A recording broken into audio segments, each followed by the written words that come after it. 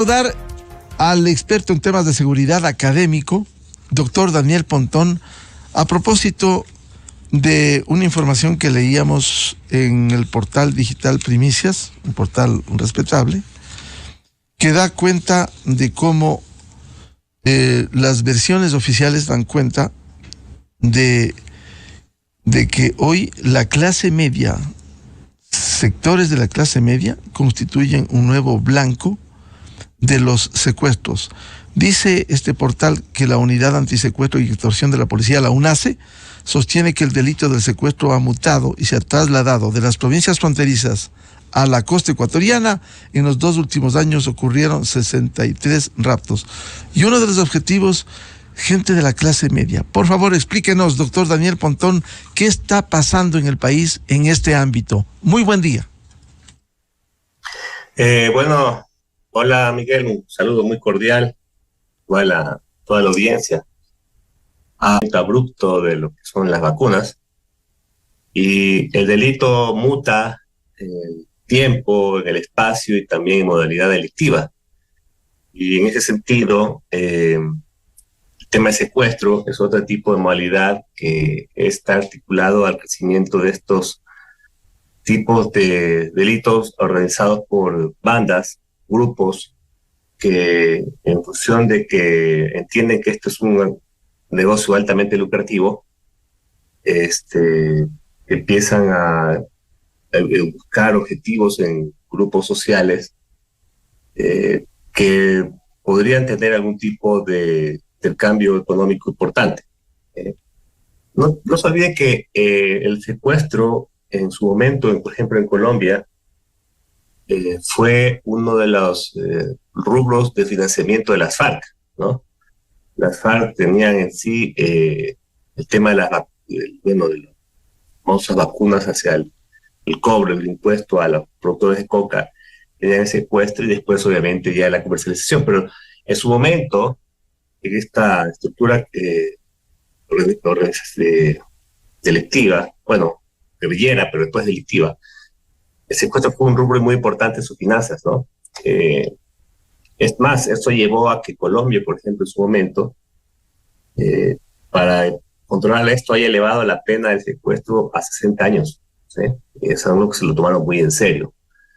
Yo no quisiera que esto esté pasando aquí en el país. Sin embargo, la noticia que revela este medio es altamente preocupante, porque demostraría que ya está dentro de las prácticas del crimen, que claro, ellos lo que buscan es ampliar su cartera de negocios, ¿no? Negocios criminales para su fortalecimiento y su financiamiento, ¿no? O sea, no solo se contentan con el narcotráfico, la venta de drogas a menor escala, las vacunas, sino también incorporan el tema de secuestro. Que ojo que esto es un tema altamente planificado, o sea, no de la noche a la mañana una persona elige a alguien para secuestrar. Hay todo un estudio previo de inteligencia, y ahí tiene que ver también todo lo que son las medidas de protección que se debe recomendar para evitar que esto siga proliferando, que la gente caiga presa de este tipo de actividad. Y también quién está detrás de todo esto, ¿no? Obviamente presumimos todos que están estas bandas criminales haciéndolo, pero obviamente hay una especialidad delictiva ahí que hay que saberla controlar. Doctor Daniel Pontón, el jefe nacional de la UNACE, en declaraciones a este portal digital Primicias, sostiene que el secuestro ha mutado y ahora las víctimas son personas de la clase media. Y dice el oficial Franco: todos somos vulnerables. Antes pensábamos que las personas adineradas eran los objetivos, pero ellos cuentan con más medios de seguridad y son más difíciles de raptar. No así miembros de la clase media. ¿Cómo entender esto? Claro, es lo que le decía, hay una operación, hay un crecimiento del negocio en sí. El negocio busca oportunidad en ese sentido. Y obviamente las personas de clase media disponen de bienes, por ejemplo. Eso de alguna otra forma puede configurar ya un móvil delictivo, porque este delito se constituye en función de un mecanismo de intercambio, ¿no? De secuestro para que me pagues algo. Puedes tener tu casa, tu carro, tus bienes que son intercambiables, o de fácil liquidez. Pueden tener dinero, banco, que de pronto no estamos hablando de cantidades cuantiosas sumas de dinero, digo, digamos, para una persona rica, pero para una persona de clase media, sí, ¿no? Por ejemplo, 10, 20, 30 mil dólares, que son a veces ahorros que una persona puede tener, etcétera, etcétera. Pero en función de la oportunidad, ¿no? Son gente que no está con protección, son gente que de pronto se vive cuidada, hace más fácil capturarlo, eh, y obviamente el dinero puede fluir de una forma más rápida. Aquí lo que importa más en este tema, cuando se hace sistemático, es la cantidad, ¿no? El bulto, como se dice vulgarmente, antes que la calidad, digamos, el tema de una persona con mayor cantidad de dinero. Entonces, ese es un tema que me parece que es parte de la mutación, ¿no? Y claro, hay toda una estructura que un poco se especializa en ello. Hay un tema que la pregunta es cómo se nutren de información, cómo seleccionan sus blancos, digamos, sus objetivos. Es algo que todavía creo que hay que investigar mucho, pero eventualmente todos suponemos que está articulado justamente a esto que dice el oficial de la policía, ¿no? Que son gente que pronto vive con menos resguardo, menos preocupados por tener seguridad, etcétera. Entonces, eso genera una oportunidad delictiva que es importante saber entender. El jefe de la UNACE, Héctor Franco, argumenta que los secuestradores salen como un taxista a buscar una carrera, pero ellos van por personas que pueden ser raptadas. Es decir, como bien señala Daniel, no hay un objetivo previamente investigado, hecho inteligencia, porque eso hacen estos sujetos, y encuentran casi en la calle a la persona que pudieran secuestrarle. Dice que son secuestros que se vuelven extorsivos, es decir, logran a la víctima y luego le extorsionan para que entregue algo. ¿Es así? Bueno, puede ser una modalidad muy parecida a Secuestro Express, ¿no? Que es medio, o se dice, medio azaroso, ¿no? Uno va por la calle, encuentra a una persona, lo rapta, lo obliga, lo lleva a un cajero, le saca la plata, ¿no? Que pronto lo lleva a otro lugar donde puede tener algún tipo de bien, inclusive se denunciado que lleva a casa, le roban las pertenencias y de ahí lo dejan abandonado, ¿no? La diferencia del secuestro extorsivo, secuestro express es que, bueno, muchos de esos se pueden, digamos, son actos más aislados. Ya el secuestro implica una retención mucho más amplia del tema, ¿no? O sea, primero, entender a la víctima, saberla perfilar, saber dónde está, saber su modus operandi, saber dónde trabaja, saber dónde van sus hijos, etcétera, ¿no? Hay todo un estudio previo de inteligencia. Yo sí creo que habría un estudio previo de inteligencia y de ahí se selecciona a las personas, ¿no? El hecho de dónde se lo atrapa y en qué modalidades puede ser circunstancial, pero yo sí creo que puede haber una situación ya de entendimiento previo, que es lo que lo diferenciaría de secuestro express, ¿no? Y la retención de un largo tiempo pidiendo a cambio de eso dinero a los familiares, es algo que ya lo figura sí de secuestro como tal, ¿no? Y eso puede estar pasando mucho en la clase media, pero obviamente me parecería que sí hay un proceso de selección de la víctima, ¿no? Y obviamente sabiendo que es una persona que tiene algún tipo de bien, porque uno puede sacar a la calle a una persona que secuestrar y que no tiene un medio, ¿no? No decide mucho la persona que secuestra.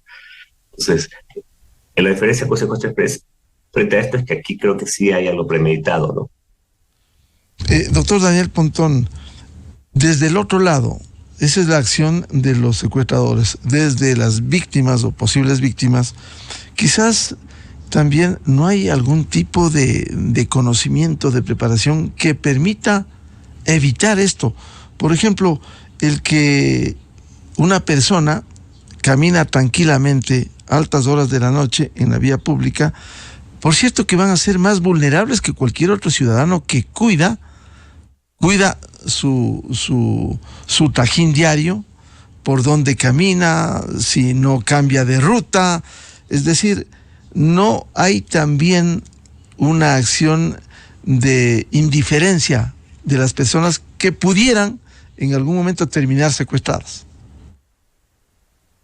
A ver, a mí me preocupa mucho, porque yo tengo mucho respeto, quiero un poco desviar del tema, pero tiene que ver con lo que me pregunta. Yo respeto mucho el trabajo de UNACE, ¿ah? Yo creo que siempre se ha destacado como una unidad altamente efectiva.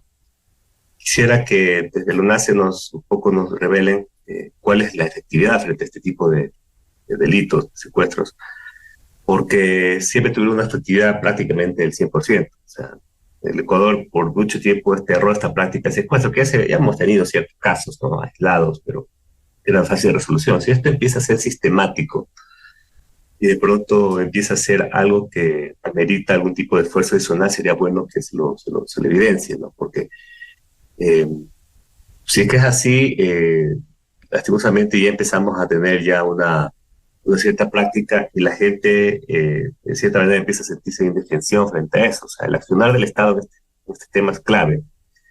Por lo menos teníamos la confianza de que lo van a ser efectiva en este tema, ¿no? Obviamente la gente tiene que tener cuidado. O sea, yo creo que el contexto en Ecuador, la situación que estamos viviendo en inseguridad en general, es totalmente anómala. O sea, no creo que hemos vivido desde el punto de vista objetivo niveles de criminalidad como el que estamos viviendo ahorita, ¿no? Y no solamente por los homicidios, sino por una serie de prácticas, por ejemplo el tema de vacunas, ¿no?, que ya prácticamente es un hecho. Cada territorio se empieza a cobrar vacunas, sobre todo en ciertos sectores de la costa. El tema de los secuestros es algo que también preocupa muchísimo.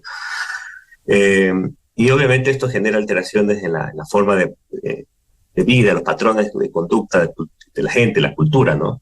Y ahí me parece que la gente tiene que entender que la situación no es igual. La costa, según vi una entrevista, sobre todo en la parte de Guayaquil, los niveles de inseguridad que vive la gente, digamos, alguien decía hace poco que la percepción de la gente es comparable inclusive a los peores escenarios de las regiones más conflictivas del mundo, ¿no? Y eso me parece que es lamentable. Digamos, siempre era normal tener un miedo intrínseco a caminar por la noche, pero yo ahorita el tema es generalizado. O sea, la gente actualmente no se siente casi en su totalidad segura, y eso es inclusive un motivo de migración, ¿no? La gente que migra, ha migrado, que hay estudios que están revelando eso, lo atribuyen seriamente al tema de la migración, ¿no?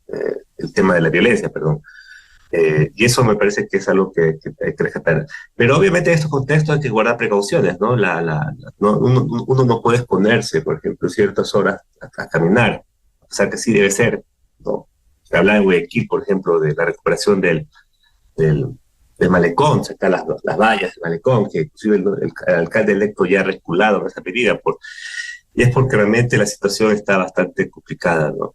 Y hay prima las medidas de autoprotección, ¿no? Obviamente la autoprotección es fundamental y la conciencia, primero partiendo de la conciencia de las personas, que eso es un problema, y segundo, en cómo evitar que este tipo de eventos se perpetren, ¿no? Yo, por ejemplo, tendría mucho cuidado, y eso es una recomendación, en el tipo de información que las personas puedan revelar en redes sociales, por ejemplo, ¿no? Las fotografías que se pone en las redes sociales, en Facebook. Facebook, todas las redes sociales que utilizan, es una fuente de información muy, muy importante, ¿no? Y por ahí empieza la inteligencia de estos grupos, ¿no? Saber entender quién es la víctima, el perfil de la víctima, sus hábitos, sus prácticas, etc. Entonces ahí hay una cosa que hay que cuidar, ¿no? La autoprotección así ayuda, ¿no? Ayuda muchísimo porque de alguna forma evita que este tipo de eventos se empiecen a hacer mucho más sistemáticos, ¿no? Pero obviamente en este sentido la acción del Estado es fundamental, ¿no? La inteligencia se puede ver sobre estos temas, desmantelar estos grupos que se dedican a estos temas, ¿no? Por eso sí creo que sería bueno que la UNACE nos dé una respuesta frente a esta situación. Y sobre todo yo creo que, y es algo que yo he venido insistiendo, Miguel, en este país no podemos tener las leyes y las formas, las estrategias que siempre hemos tenido para mitigar ciertos embates del crimen. Creo que es necesario tener una pool de reformas legales para tener mayores capacidades, ¿no? Por eso le puse el ejemplo, en Colombia el secuestro fue penado hasta con 60 años de prisión, ¿no? Aquí posiblemente no pasa de 4 o 5 años, ¿no? Desde la ciudadanía, ¿cómo tomar recaudos, cómo prevenir, evitar que esté expuesto a este tipo de delitos, doctor Pontón? A ver, salir por... a ver, primero, yo lo que recomiendo es básicamente el resguardo sobre su vida privada. Me parece que eso es fundamental. La gente no puede dar rienda suelta a exponer que, por ejemplo, cómo los bienes que tiene, sus rutinas, ¿no? La cara de sus hijos, su familia. Eso me parece que es algo que hay que resguardar muchísimo. Hay que tomarse muy en serio ese tipo de medidas, ¿no? Eh, Evitar, por ejemplo, salir de noche solo, siempre es necesario estar acompañado. Buscar mecanismos, por ejemplo, estrategias con la policía de botones de pánico sobre cuando este tipo de eventos se efectúen, ¿no? A veces en los barrios, por ejemplo, en los lugares donde se pueden efectuar ciertos ese tipo de hechos, la organización comunitaria ayuda, ¿no? Por ejemplo, que la gente empiece a tener conciencia de que es un evento que puede pasar y los barrios en sí pueden optar con estrategias que le permitan o que hagan más dificultoso la acción de este tipo de bandas, de acciones delincuenciales y que se efectúen, ¿no? Me parece que es fundamental. Eh, y sobre todo una mayor información, tener mayor información respecto a cuáles son cómo está realmente creciendo eso. Yo creo que el trabajo de la policía es fundamental respecto a informar, ¿no? Cuáles son las medidas, cuál es el comportamiento de este delito actual, más allá de que el tiempo puede mutar, pero por lo menos es necesario tener conciencia cómo está operando actualmente y cómo serían las medidas exactas de protección que debe tener la gente para evitar este tipo de cosas. Por ejemplo, el tomar taxis que no sean conocidos, la ilegalidad es un problema. Si se usa Uber, pues bueno, hay que tener una mayor capacidad si se usa un Uber, pues hay que pasar esa información de pronto como resguardo a su familiar. Claro, se puede compartir. Incluso a uno les llega la aplicación antes con el número de placa, con el nombre y apellido, y no entrar al vehículo sin decirle nombre, sino preguntarle para que coincida precisamente con la plataforma. Exacto, y de pronto compartir a alguien de confianza esa información para que sepan dónde está, o qué tipo de vehículo tomó.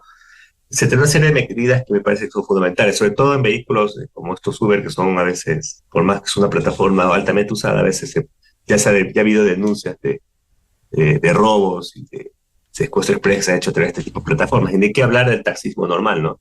Ahí me parece que las compañías de taxis, del taxista, digamos, regular, deberían hacer esfuerzos por evitar que ciertos malos personas utilicen este tipo de actividad como un mecanismo para generar este tipo de secuestros extorsivos. Y ahí tal vez estrategias para desde los taxis que a la gente le dé seguridad. Por ejemplo, se ponen las fotografías, la placa del conductor y esa información también compartida con sus familiares, etc. Hay que empezar a tener mucho más resguardo frente a este tipo de cosas, ¿no? Pero sobre todo, yo estoy claro que debe haber una precaución respecto al compartir información en redes sociales de su vida personal, ¿no? Y desde la visión del Estado, de la policía, de la UNACE, ¿cómo debiera fortalecerse estas tareas para actuar? Pese a lo que usted bien señalaba, ha sido en general eficaz la UNACE. Sin embargo, habrá que fortalecer a estas instituciones. Sí, porque a ver, lo que yo no veo mucho es qué diferencia esto de secuestro express uno, lo que usted me estaba comentando, ¿no? Porque si el secuestro express es, como le decía, es azaroso, va a una persona, lo toman en la calle y después lo llevan, sacan dinero por un tiempo y después lo abandonan. Esa es una típica forma de secuestro extorsivo que ha venido practicando en Ecuador y que ha sido muy común en ciertas ciudades como Quito, Guayaquil, etcétera, ¿no? Pero sí que ya hay un secuestro con retención de más de tiempo determinado, ¿no? Pues que inclusive días ya se activa el protocolo del UNACE y eso me parece que es algo que se debería un poco revelar. ¿Hasta qué punto el Estado puede ya empezar a resolver estos problemas de una forma ágil, ¿no? Yo no quisiera pensar que la UNACE ya está rebasada, por ejemplo, sería lamentable. Si es así, pues habría que fortalecer un poco más con unidades, con personas, con capacidades para evitar que esto pase. O de pronto que no tenga la capacidad la policía de poder resolver este tipo de delitos, que si que hay una mutación delictiva, de pronto sus mismos medios no les permiten un poco acceder a la resolución. Y eso me parece que a veces los grupos criminales saben perfectamente de la vulnerabilidad que tienen las instituciones y ahí es donde sacan partida, ¿no? Y por eso, por ejemplo, que se perpetuó la figura de secuestro express, porque son secuestros de corta duración, que no son parte de la investigación de la UNACE, pero sí, por ejemplo, de lo que es la unidad de policía judicial. Entonces ahí lo que requiere es un poco fortalecer también la inteligencia, ¿no? La inteligencia delincuencial para evitar, para saber cómo realmente están operando estos grupos, ¿no? Y en qué lugares, bajo qué circunstancias. ¿Y por qué se utilizan a menores de edad? Porque hay casos, hemos leído casos en Guayaquil, en Los Ríos, en donde utilizan estas organizaciones incluso adolescentes de menos de 16 años que han sido aprehendidos y que luego, por la norma legal en el Ecuador, les envían a medidas socioeducativas, a veces no se presentan, y luego se emite de nuevo la boleta de captura, y luego estos mismos menores de edad, estos adolescentes, vuelven a protagonizar secuestros. Es decir, ¿cómo adecuar? Hay que cambiar la norma legal. ¿Qué hacer en el país? O sea, el tema aquí es que es jóvenes, niños, adolescentes haciendo este tipo de actos, es lamentable, ¿no? De alguna otra forma empieza que... A ver, a mí me preocupa dos cosas, ¿no? Por un lado, primero que utilicen a jóvenes para este tipo de actividades. Ya se ha hablado de asesinatos, sicariatos por parte de jóvenes, eso es lamentable. Pero de alguna otra forma también demuestra que la edad temprana de la entrada a la delincuencia es cada vez menor, ¿no? Y atreverse a chicos de esa edad a generar secuestros ya demuestran el nivel de gravedad del tema, ¿no? Parece que es algo que queremos reflexionar sobre el asunto. De pronto son chiquilines que se creen que pueden con todo y hacen de todo y se creen que son más inteligentes, pero de pronto no me parecería que si que empiece a esa edad es algo tan sofisticado, porque siempre hay un proceso de aprendizaje permanente, ¿no? Que hace que la actividad criminal se especialice, ¿no? Y eso obviamente requiere tiempo. Entonces, de pronto son delincuentes osados que se buscan aprovecharse de la situación para penales, ¿no? Yo creo que sí tenemos que hacer una serie. Y eso no quiere decir que uno es de izquierda ni de derecha, no quiere decir que si uno es pro, mano dura, contra mano dura. Esa polarización tan abrupta que hemos tenido estas últimas semanas alrededor del fenómeno de Bukele, ¿no?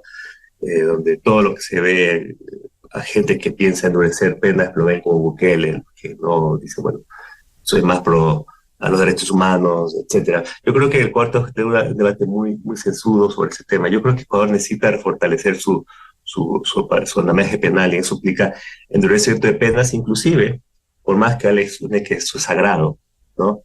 Buscar que en el caso de los códigos de la niñez y adolescencia, si son muy flexibles, pues hay que buscarlos, ¿no? Endurecer, porque justamente eso es una vulnerabilidad enorme que tiene el Estado. Siempre hay que poner un límite, ¿no? Obviamente no se puede tratar a un joven de la misma forma que un adulto, y obviamente no se puede llegar a frenar chicos de 10 años, por ejemplo, pero sí es necesario por menos a edades mínimas como los 14 o 15 años ya buscar cierto tipo de endurecimiento de este tipo de prácticas, ¿no? Porque no estamos viendo, digamos, este fenómeno sea algo que tiende a solucionarse de una forma a corto plazo, ¿no?